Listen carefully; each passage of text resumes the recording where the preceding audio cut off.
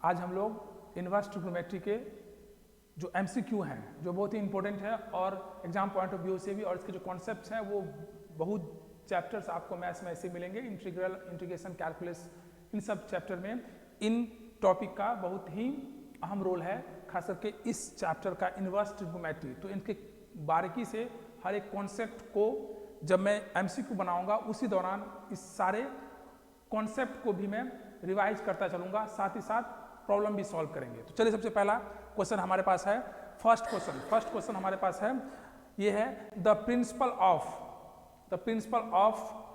Value of the sine inverse √3/2। मतलब क्या, sign inverse √3/2 का जो प्रिंसिपल वैल्यू है वो निकालना है। कहने का मतलब क्या है, थीटा का मान निकालना है। व्हाट विल द एंगल क्या होगा, इसे निकालना है। तो प्रिंसिपल वैल्यू, जब भी साइन इनवर्स के प्रिंसिपल वैल्यू की बात आती है तो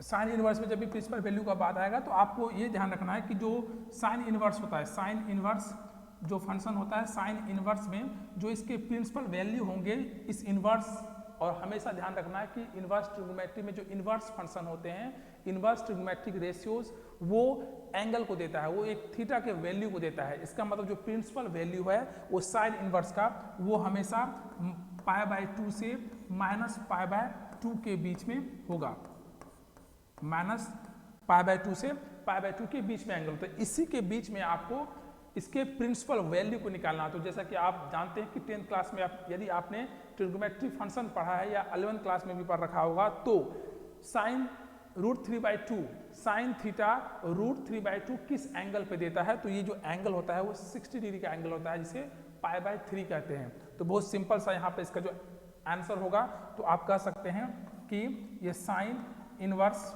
√3/2 ये जो एंगल बनेगा यहाँ से, और प्रिंसिपल वैल्यू इन दोनों के बीच में जो वैल्यू होने चाहिए एंगल का, वो होगा आपका 60 डिग्री π/3। तो π/3 इसका सही ऑप्शन होगा। तो π/3 देखिए ऑप्शन डी, जो ऑप्शन डी है वो आपका ऑप्शन डी सही है। तो ये आपका ऑप्शन डी एक इस क्वेश्चन के लिए सही ऑप्शन है। नेक्स्ट क्वेश्चन पे चलते हैं।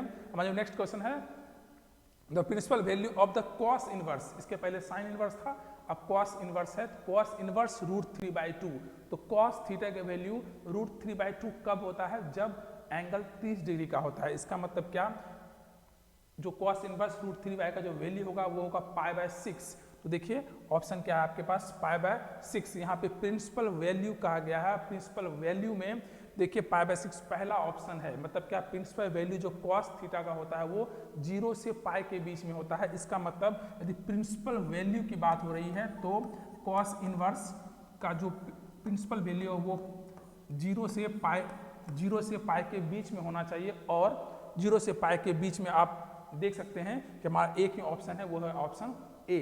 तो यहाँ से आप बोल सकते हैं कॉस इनवर्स √3/2 का जो वैल्यू होगा वो π/6 होगा, 30 डिग्री होगा। ये ऑप्शन आपका सही है, option number A, question number 2 के। नेक्स्ट क्वेश्चन हमारा tan inverse 1, tan theta 1, tan theta का वैल्यू 1 वो कब होता है, जब ये 45 डिग्री का होता है। तो सिंपली आप देखिए 45 डिग्री π/4, इसका मतलब आपका ये सी ऑप्शन है। तो बहुत बेसिक क्वेश्चन है, और बेसिक क्वेश्चन को जब हम अच्छे से कर लेंगे तो उसके बाद आप हाई लेवल के क्वेश्चन को इजीली टैकल कर सकते हैं। तो क्वेश्चन नंबर 4 पे चलते हैं। क्वेश्चन नंबर 4 हमारा principal value of cos inverse -1/√2। तो ये कॉस इनवर्स फंक्शन है जिसमें जो वैल्यू है वो है -1/√2। तो आपको एक कॉन्सेप्ट है, वो कॉन्सेप्ट कुछ इस तरह से है कि यदि आपके पास कॉस इनवर्स फंक्शन है और इसके अंदर का फंक्शन, यदि इसके जो वैल्यूज हैं, इसके जो वैल्यू है उस वैल्यू यदि माइनस में हो, यदि वो वैल्यू माइनस में हो वो वैल्यू, तो ये एक पूरा थीटा, इनवर्स फंक्शन एक थीटा का वैल्यू एक एंगल को देता है। तो एक फॉर्मूलाज है, वो फॉर्मूला क्या है, यदि कॉस इनवर्स के अंदर -x आ जाए, इसके अंदर यदि माइनस वैल्यू होता है, तो वो जो उसका जो जब ये इसके आउटपुट आएंगे, जब इसके रिजल्ट्स आएंगे, तो वो होता है pi minus cos inverse x।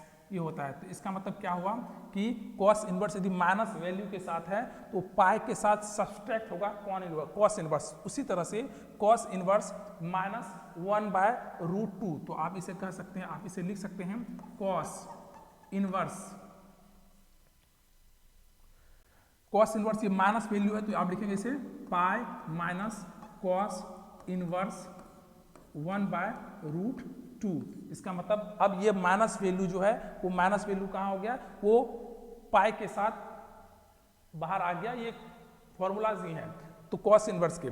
तो आप कह सकते हैं कि आप यदि कॉस इनवर्स माइनस एक्स को pi minus cos inverse x लिख सकते हैं। उसी तरह से कॉस इनवर्स माइनस 1/√2 को पाई माइनस जो इनवर्स के फंक्शन है वो विदाउट माइनस नहीं होना चाहिए। तो ये अब आप बताइए कि कॉस इनवर्स 1/√2 कॉस थीटा 1/√2 किस एंगल पे मिला करता था, वो था π/4 45 डिग्री। इसका मतलब क्या हुआ, ये पाई माइनस इसका वैल्यू π/4, इसे जब आप सॉल्व करेंगे ये होगा 3π/4। तो ये आपका जो रिजल्ट होगा वो होगा 3π/4। आप ऑप्शन देखिए कौन सा ऑप्शन आपका सही ऑप्शन है, तो 3π/4 सी ऑप्शन सही ऑप्शन है। सिमिलरली नेक्स्ट क्वेश्चन की ओर चलते हैं, question number 5। Question number 5 the principal value of the sine inverse -1/2। यहाँ इनवर्स फंक्शन है साइन का और जो इसके वैल्यूज हैं वो माइनस में है। तो जो साइन इनवर्स का फंक्शन यदि माइनस होता है, साइन इनवर्स का फंक्शन यदि माइनस में हो, साइन इनवर्स के फंक्शन यदि माइनस में हो तो ये माइनस वैल्यू साइन इनवर्स के फंक्शन ये माइनस वैल्यू बाहर आता है, तो ये बन जाएगा माइनस साइन इनवर्स एक्स। तो आप इसे लिख सकते हैं साइन इनवर्स -1/2। ये माइनस यदि बाहर आएगा तो लिखेंगे माइनस साइन इनवर्स 1/2। अब हम आप बताइए कि साइन इनवर्स 1/2 किस एंगल पे होता था, तो ये था आपका 30 डिग्री π/6 30 डिग्री पर π/6। इसका मतलब इसका जो वैल्यू आएगा ये आएगा माइनस, ये आएगा π/6। तो ये आपका क्वेश्चन नंबर 5 के कॉन्सेप्ट्स हैं। तो जो आपको ध्यान रखना है वो ध्यान ये रखना है कि यदि साइन इनवर्स का फंक्शन माइनस के साथ आए, वैल्यू माइनस का, तो माइनस बाहर आएगा। यदि कॉस इनवर्स में माइनस आ जाए तो पाई में कॉस इनवर्स सब्सट्रैक्ट होता है, घटता है।